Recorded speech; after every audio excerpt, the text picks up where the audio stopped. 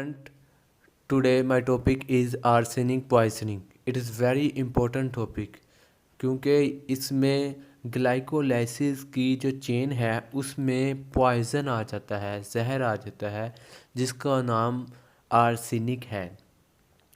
तो pentavalent arsenate जो कि ग्लाइकोलाइसिस में होता है, नंबर 1 यहाँ पे मैंने लिखा है कि पेंटावलेंट आर्सेनेट जो है ग्लाइकोलाइसिस में अटैक करता है, और ट्राइवेलेंट आर्सेनाइट जो कि टीसीए साइकिल मतलब क्रेब्स साइकिल में अटैक करता है।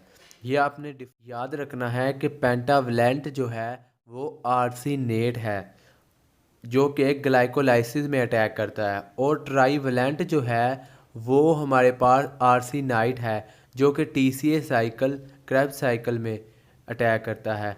आर्सेनेट और आर्सेनाइट का डिफरेंस क्लियर है, और आगे हम इसका इफेक्ट दोनों पे होगा, ग्लाइकोलाइसिस और टीसीए साइकिल दोनों पे इसका इफेक्ट जो है होगा।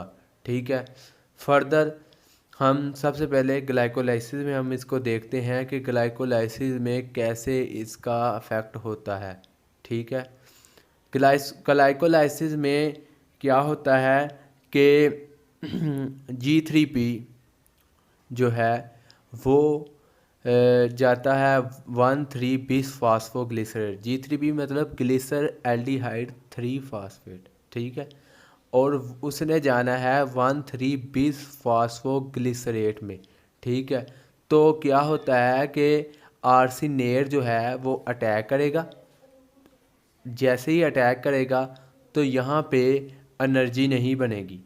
आर्सेनेट का अटैक हुआ, NADH जो है वो नहीं बनेगा। जब NADH जो है वो नहीं बनेगा तो क्या होगा, TCA साइकिल जो है वो भी नहीं चलेगा, क्योंकि इसने जाके TCA साइकिल चलाना है और वहाँ जाके 3 ATP देने हैं। जब एक NADH नहीं बना तो 3 ATP भी नहीं बनेंगे। ठीक है, और अगर हम बात करते हैं तो क्या होगा कि NADH नहीं बना है तो ये साइकिल कैसे चलेगा। आर्सेनेट जब अटैक कर देगा तो G3P जो है वो 3 फास्फोग्लिसरेट में चले जाएगा। क्या होगा कि G3P कन्वर्ट इनटू हमारे पास 3 फास्फोग्लिसरेट में कन्वर्ट हो जाएगा।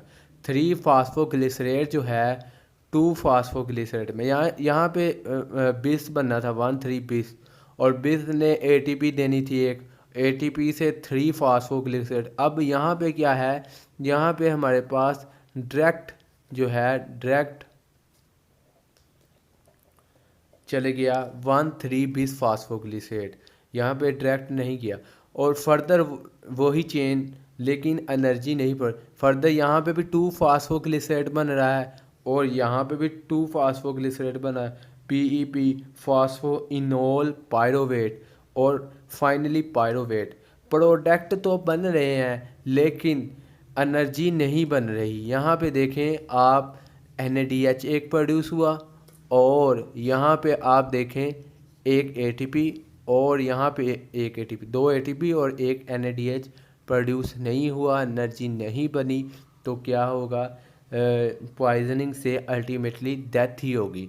यहाँ पे देखें पायरोवेट जो है कि पायरोवेट में क्या होगा कि यहाँ पे पायरोवेट डिहाइड्रोजिनेज कम्प्लेक्स, ये मैंने नीचे लिखा है, ये अटैक करेगा तो क्या होगा, हमारे पास एसिटाइल कोए बनेगा। ठीक है, एसिटाइल कोए कैसे बनता है, यहाँ पे पायरोवेट डिहाइड्रोजिनेज कम्प्लेक्स जो है वो 3 फॉर्म में है, E1 E2 E3। E2 में क्या होगा, लिपोइक एसिड मौजूद है, उसमें SH ग्रुप है, उसमें आर्सेनाइट जो है अटैक कर देगा। ठीक है, आर्सेनाइट क्योंकि हमारे पास TCA साइकिल में अटैक करता है तो क्या करेगा, इसको इनएक्टिव कर देगा, ये एंजाइम टोटली इनएक्टिव हो जाएगा। ठीक है।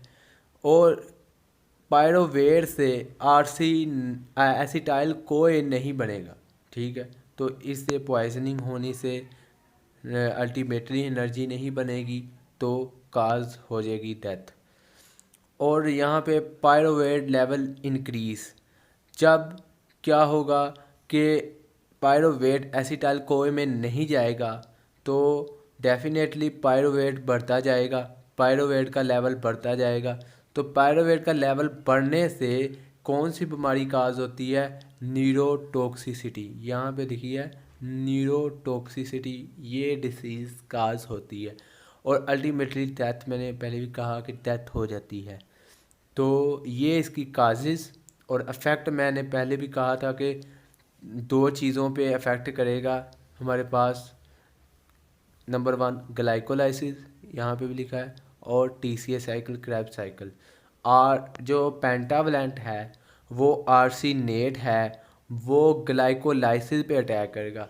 जो हमारे पास टेट्रावलेंट है वो आर्सिनाइट है, जो कि टीसीए साइकिल पे अटैक करेगा। तो ये था हमारे पास आर्सेनिक पॉइजनिंग। तो ये बहुत इजी टॉपिक है, आपने सिर्फ ये याद रखना है कि ग्लाइकोलाइसिस G3P में आर्सिनेट अटैक कर दिया तो क्या होगा, एनर्जी से हट के एक चेन जो है, ये वाली चेन वो बन जाएगी, ठीक है। तो ये क्लियर है। उसके बाद आपने याद रखना है टीसीए साइकिल में पायरोवेट ने एसिटाइल को में जाना है, ठीक है। तो यहाँ पे एंजाइम जो पायरोवेट डिहाइड्रोजिनेज हाइड्रोजिनेज कम्प्लेक्स है वो नहीं होगा, तो ये एसिटाइल कोए में नहीं जाएगा। तो पायरोवेट का लेवल बढ़ गया तो क्या होगा, न्यूरोटॉक्सिसिटी बढ़ जाएगी। तो ये न्यूरोटॉक्सिसिटी जो है अल्टीमेटली डेथ काज कर देगी। किसकी वजह से? पायरोवेट के लेवल के बढ़ने की वजह से। यहाँ ये टीसीए साइकिल में इसका फैक्ट। और यहाँ पे हम पायरोवेट डिहाइड्रोजिनेज कम्प्लेक्स के E2 के लिपोइक एसिड के SH ग्रुप में ये अटैक करेगा। तो क्या होगा कि आर्सिनाइट अटैक करेगा तो वो इनएक्टिव कर देगा एंजाइम को इनएक्टिव कर दिया तो एसिटाइल कोए नहीं बनेगा, पायरोवेट का लेवल बढ़ जाएगा, तो न्यूरोटॉक्सिसिटी हो जाएगी और अल्टीमेटली डेथ हो जाएगी। तो आई होप आपको आर्सेनिक पॉइजनिंग समझ आई होगी। तो ये बहुत ही इजी टॉपिक है, आपने सिर्फ आर्सिनेट जो कि ग्लाइकोलाइसिस में और आर्सिनाइट जो कि टीसीए साइकिल में। थैंक यू वेरी मच, अल्लाह हाफिज़।